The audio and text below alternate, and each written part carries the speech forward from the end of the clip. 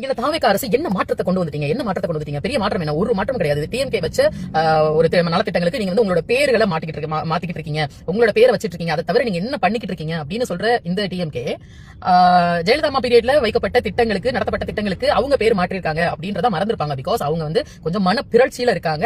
அவங்களுக்கு கொஞ்சம் சில பேருக்கு அம்னீஷியா எல்லாம் இருக்கு. சோ அவங்க தான் மாறி இருக்காங்க. இங்கே ஒட்டுமொத்தமா நம்ம மாற்றம் அப்படின்னு நிறைய விஷயங்கள் நடந்துட்டு இருக்கு. அதுல முக்கியமானது நம்ம குறிப்பிடப்படுறது வந்து இந்த இளைஞர்கள் வந்து ஒன்லி வந்து ரீல்ஸ்ல சும்மா டான்ஸ், பாட்டு, காமெடி அந்த மாதிரி பாத்துட்டு இருந்தவங்கள ஓவராலா, அதாவது எதிர்க்கட்சியில் இருக்கக்கூடிய திமுக இருக்கக்கூடிய இளைஞர்கள் கூட இன்னைக்கு அந்த 4 மணி நேரம் 5 மணி நேரம் அந்த சட்டசபை லைவ பாக்குறாங்க அப்படின்னா அதை பார்க்க வச்ச ஆற்றல் இந்த தாவேக அரசுக்கு மட்டும்தான் இருக்கு அப்படின்றதுல எந்த மாற்று கருத்தும் கிடையாது. ஆனா இதை விட முக்கியமான ஒரு விஷயத்தை தான் நான் இந்த இடத்துல சொல்ல போறேன்.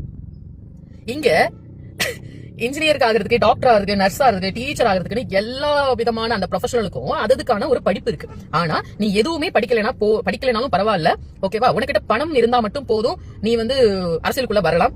அது திறன் நிதியாவோ இல்ல கட்சி நிதியாகவோ நீ கொடுத்துட்டு நீ அரசியலுக்குள்ள வரலாம், நீ ஜெயிச்சு நீ பல கோடிகளை சம்பாதிக்கலாம் அப்படின்னு இருந்த ஒரு விஷயத்த மாத்தி இன்னைக்கு சாமானியனும் ஒரு டிரைவரோட பையன் ஒரு ஆட்டோ டிரைவர் கூட எம்எல்ஏ ஆகலாம்னு நம்ம தலைவர் அதை கொண்டு வந்திருக்காரு.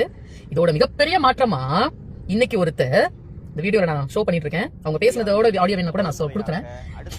சவுக்கு சங்கர் அவங்களோட டீம் எல்லாரும் சேர்ந்து அடுத்த வாரம் ஹயாத் அண்ணா சாலையில் இருக்கக்கூடிய ஹயாத் ஹோட்டல்ல ஒரு ஈவென்ட் கண்டெஸ்ட் பண்றாங்க. என்ன அப்படின்னா, நீ கவுன்சிலர் ஆசைப்படுறியா, எம்எல்ஏ ஆசைப்படுறியா, எம்பி ஆக, ஃபியூச்சர்ல நீ வந்து ஒரு அனலிஸ்ட், அதாவது அரசியல் சம்பந்தப்பட்ட ஆகணும்னு நீ ஆசைப்படுறனா நீ இதுல கலந்துக்கோ. இந்த ஒரு விஷயம் உனக்கு தான். நாங்க இத ஸ்டார்ட் அப் பண்றோம். தமிழ்நாட்டுல இந்தியாலே இப்படி ஒரு படிப்பை கொடுத்தது சவுக்கு சங்கர் டீமா தான் இருக்க முடியும். யாராலையும் முடியாது. ஆனா அவருக்கு இந்த ஞானோதயம் வந்ததே இந்த தாவேக அரசால அப்படின்னு நான் நினைக்கிறேன். சத்தியமா இது பெரிய மாற்றங்க. இது மாதிரி ஒருத்தர் கூட இனிஷியேட் பண்ணது கிடையாது.